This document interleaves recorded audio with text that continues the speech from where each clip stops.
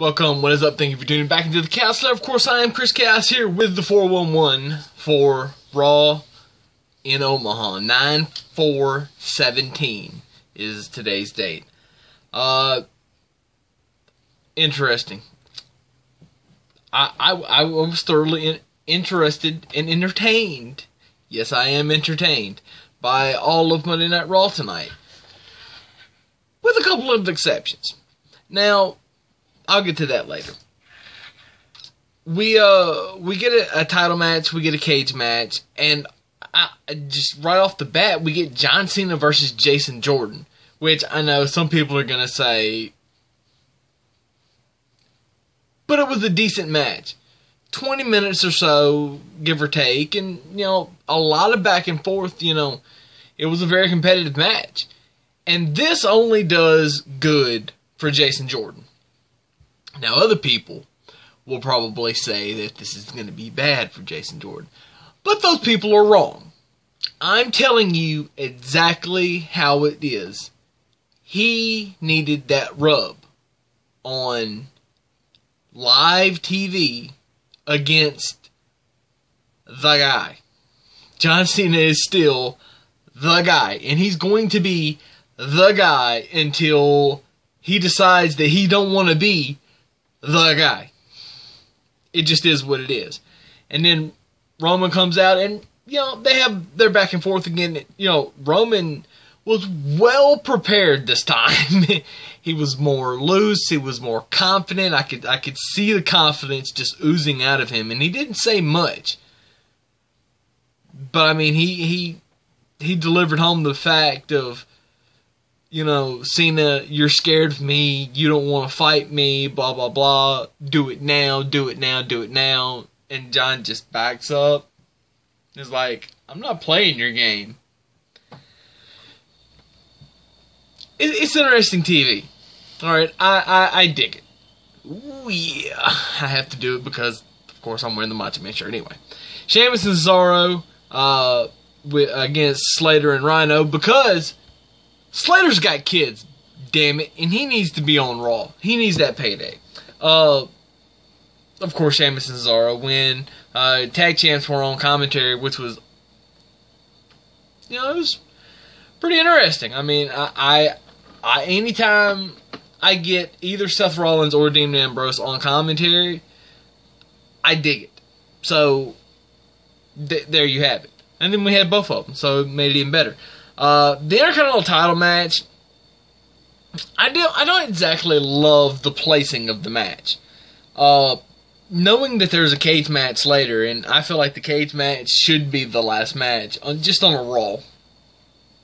This is not a pay-per-view. If it was a pay-per-view, then of course I would feel like a title should be last. But knowing that this is going to be like a one-off match, or my assumption going into this match was this is going to be a one-off match, and it's just going to be another match to put the title of the Intercontinental title on the line. The Miz wins. He goes into No Mercy against whoever they decide to put him against.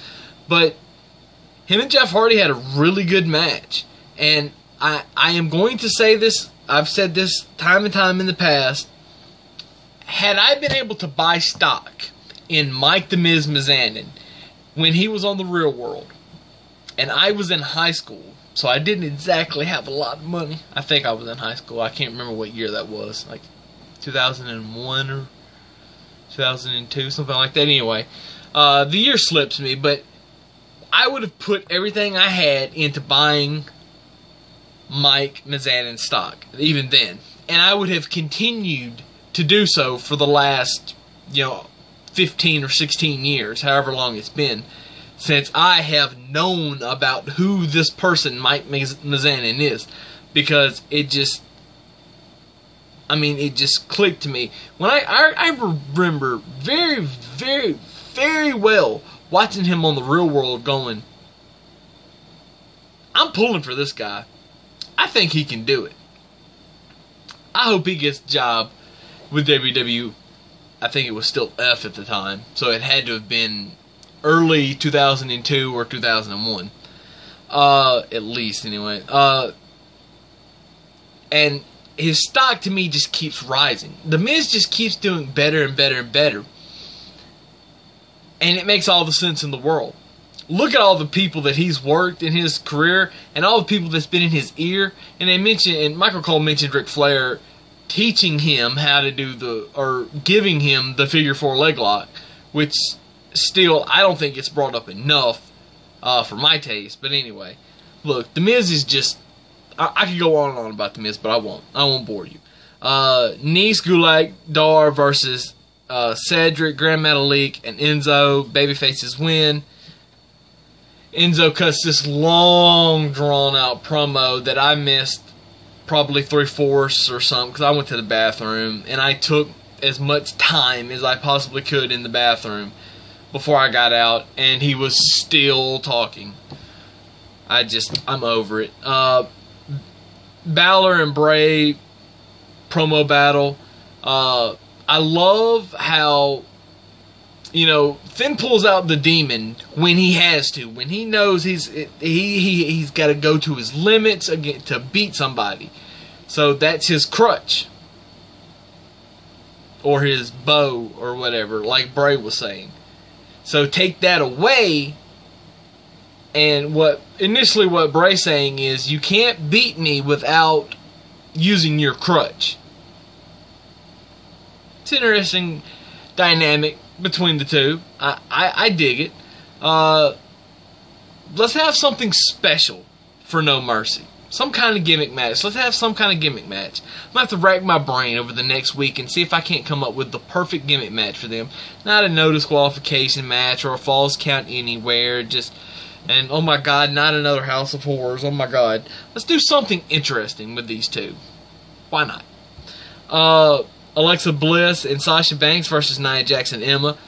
Funny stipulation here is if Nia Jax and Emma win, they get inserted into the match at No Mercy that was announced earlier today. They probably did it via social media, that Alexa and Sasha were going to have their rematch after Sasha lost the belt. So Nia and Emma actually win, so now it's a fatal 4-way. And Emma gets a blind tag as Nia's hitting a leg drop, gets in, boom, grabs a deep hook on the leg, 1, 2, 3. It was pretty nice. Seth Rollins and Dean Ambrose beat the Good Brothers. The Club, Too Sweet. I still don't know if Omaha is a hashtag Good Brother Town. We know my hometown is because Carl said it was, so there you go. And then the Steel Cage match, phenomenal match between the two. I don't normally like, and I think a lot of actual fans are like this. They don't normally prefer when you have like the monster and the giant or the two big guns and they're just colliding. Normally that doesn't work. It does this with these two guys, and I can't explain why. Even in my infinite wrestling knowledge, I can't understand why the dichotomy between these two works so well, but it does. I'm a fan. With that being said, I hope this is the last time. I hope this was the blow off, and I hope this is the last time that they work, at least for, you know, a couple of months. We'll see how that goes. So Raw, and then, oh, by the way, the end of the match, after the match, Strowman wins, he slams him, and then he picks Big Show back up and power slams him through the cage. The cage popped, the door, or not the door, but one of the sections of the cage fell, and that mesh, that steel grated mesh, had to be reinforced tenfold.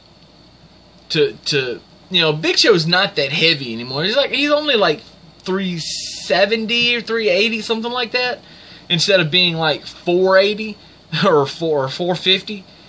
But because of the way it came down and then he bounced a couple of times, you know, that give, I mean, it still give, but it was great that Big Show didn't get hurt. You could tell he wasn't hurt, and or I could, and I could think of no better way for Braun Strowman to make an impact or make some kind of send a message, if you will, toward Brock Lesnar. Because where's Brock going to be? Is he even going to be on TV before No Mercy? We don't know. I guess we'll find that out very, very shortly. So that's all I've got for that. I want to say it was good to see Booker T back on Raw, safe and and healthy. I just wish he wasn't on Raw. I'm just gonna throw that out there. And with it being pediatric cancer month or awareness month, I want to urge everybody to do what I do, and $1, $2, whatever you got, and go donate to Connor's Cure. It's something that is, I want, and I don't know where my bracelet's at. I usually wear my bracelet during the month, and I'll have to go find it. I want to urge everybody. Look, I support the efforts to, rescue and help rebuild and restore Houston. They're going to come back. It's like Booker T said, and he was being, a Houstonian when he said it on TV tonight. But Houston's been knocked down. They're going to come back. And eventually that city's going to come back to being one of the great, American cities. It's just going to happen. It may take 4, 5, 6, 10 years, but it's going to happen. Pediatric cancer has been around and will probably be around longer than it'll take to rebuild Houston or drain Houston, whichever way you want to look at it. So I support, though, and if you want to support the Red Cross and anybody else that's doing that, JJ Watt's raised $18 million, $19 million. That's great and all, and I support that. I also want you to support Connor's Cure, and with we go back and forth about wrestling all the time, and it's entertaining, and sometimes people say stuff that makes other people mad or whatever.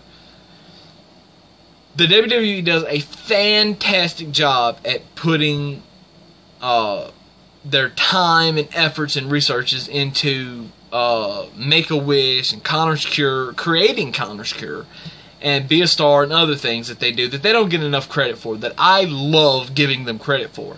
I may get on here and bitch and complain. In fact, I'm going to do that here in just a minute, because my next video is going to be me recapping the Mae Young Classic that everybody is just going to absolutely love, and WWE is going to want to shoot me in the head, probably, for my comments. But, with that being said, as much as I may bury them for some of their creative decisions, I always want to put them over as being as charitable as they are.